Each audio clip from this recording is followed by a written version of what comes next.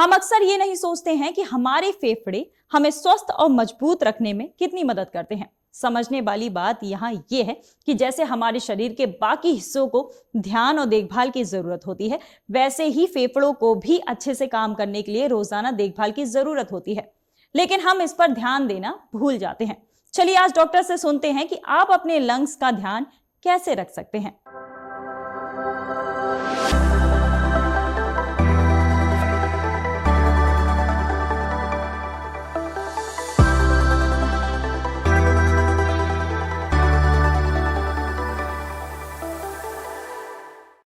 सबसे पहले सुनिए कि आपको अपने लंग्स को हेल्दी रखने के लिए क्या करना चाहिए।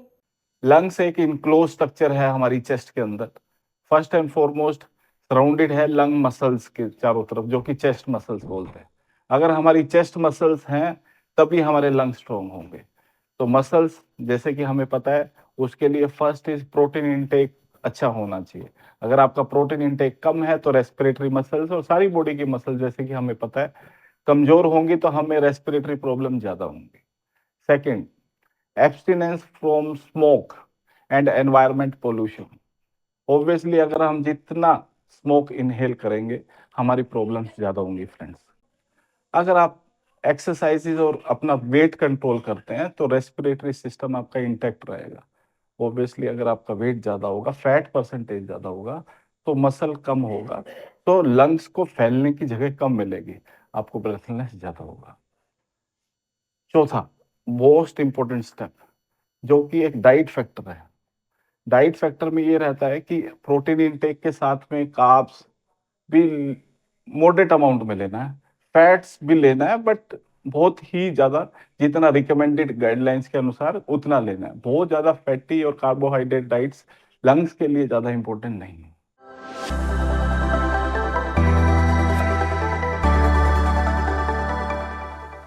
फ्रीक्वेंट रोजमर्रा की लाइफ में वायरल इन्फेक्शन से कैसे बचना होना, अगर आपके लंग्स को कंट्रोल करना है तो वायरल इन्फेक्शन से बचने का दोस्तों सबसे बड़ा आसान तरीका है वो है कि अगर आप अपनी इम्यूनिटी स्ट्रॉन्ग करते हैं। इम्यूनिटी स्ट्रॉन्ग करेंगे तो 90% वायरस आपकी बॉडी में नहीं घुस सकते।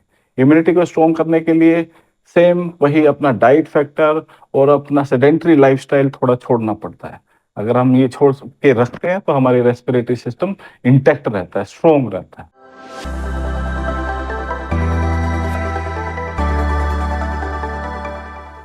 तो स्मोक जितना हम इनहेल करेंगे, नॉर्मल लंग्स जो बचपन में बच्चा पैदा होता है, छोटे होते हैं, तो lungs are pink in colour. Over a period of time जैसे कि हम एनवायरनमेंट से इनहेल करते हैं, जैसे कि इवन इफ हम स्मोकर भी नहीं है तो हमारे लंग्स में डिपोजिट होने लगता है कोल। अगर स्मोकर्स है तो लंग का colour over a period of time change भी हो सकता है। तो इसलिए स्मोक एडोलेसेंट एज में, एडल्ट एज में नहीं करना चाहिए। क्यों? क्योंकि लंग कैपेसिटी कम होता है। क्योंकि लंग कैपेसिटी अगर आपका कम होगा तो नॉर्मल रोजमर्रा की लाइफ में यू विल हैव प्रॉब्लम। कि हाँ, नॉर्मल अगर आप रोज के नॉर्मल काम करते हैं, व्यायाम करते हैं, तो उसमें प्रॉब्लम ज्यादा होगा। तीसरा, अब सुनिए, क्या स्मोकिंग छोड़ने से लंग्स पहले की तरह एकदम ठीक हो सकते हैं? देखिए, स्मोकिंग एक ऐसी स्टेज है जो कि एक बार लत लग जाता है तो बहुत मुश्किलों से उसको छोड़ने की दिक्कतें एक इंसान को होती हैं।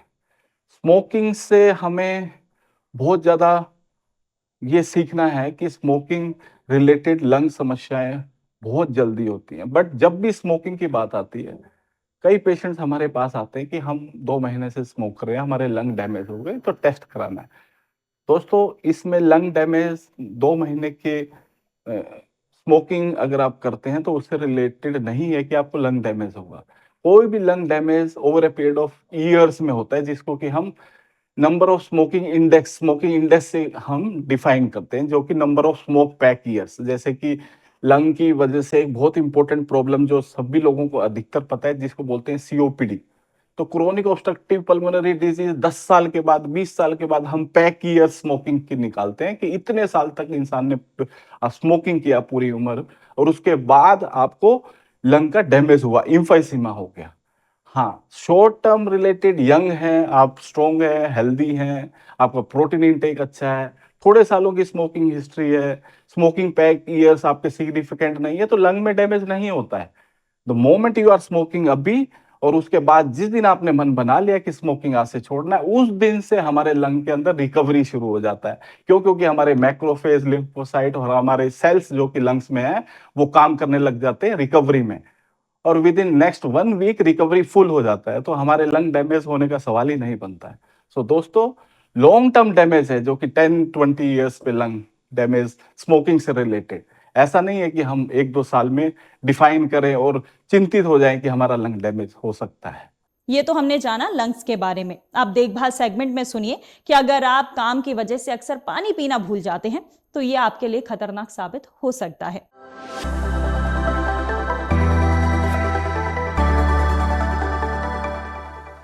पानी की कमी से होने वाले आपके शरीर में क्या नुकसान है, चलिए डॉक्टर से सुनिए। हाइड्रेशन लेवल डायरेक्ट इम्पैक्ट करता है कि आपका हेल्थ कैसा होगा। देखिए, आप जितना हाइड्रेट रहेंगे उतने कंसंट्रेशन से, उतने फोकस्ड होकर आप वर्क भी करेंगे, ये आपको इंटरनली भी फील होगा। हाइड्रेशन का डायरेक्ट रोल है आपके कॉग्निशन पे, आपका वर्क इम्पैक्ट होता है इससे, टेम्परेचर रेगुलेट करने में हेल्प करता है, डिटॉक्सिफिकेशन में हेल्प करता है, और अगर हम यूँ कहें तो आपकी जितनी भी ब्रेन जो फंक्शन करती है वहाँ पे भी अगर आप जितने हाइड्रेटेड हैं तो आपके लिए उतना अच्छा है, कोई भी एक्टिविटी आप इजीली कर पाएंगे। ये आपको खुद भी फील होगा। जब आप डिहाइड्रेटेड रहते हैं, आप इरिटेटेड रहते हैं और कॉन्सेंट्रेट नहीं कर पाते किसी भी चीज़ में। अगर हम लेवल्स की बात करें तो विमेन में जो ऑप्टिमम लेवल है वो 2.7 to 3 लीटर्स पर डे है। मेन की बात करें तो 3 से 3.7 है। चिल्ड्रन में देखें तो आप at least 1.5 to 2 litres per day, and for elderly it's 1.5 to 2.5 litres per day. पर ये एक मिनिमम लेवल है, आप इसको बढ़ा सकते हैं। That depends on your activity level and on your surroundings and your climate. तो उसके अकॉर्डिंग फिर ये जो रिक्वायरमेंट है वो और हम बढ़ाते हैं। अब फायदे की बात में सुनिए कि इलायची खाना आपके लिए क्यों अच्छा है।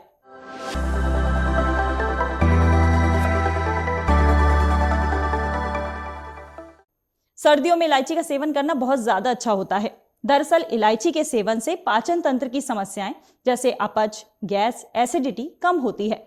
इलायची माउथ फ्रेशनर का काम करती है, साथ ही इसमें एंटीबैक्टीरियल गुण होते हैं जो कि मसूड़ों की समस्याओं को भी कम करते हैं।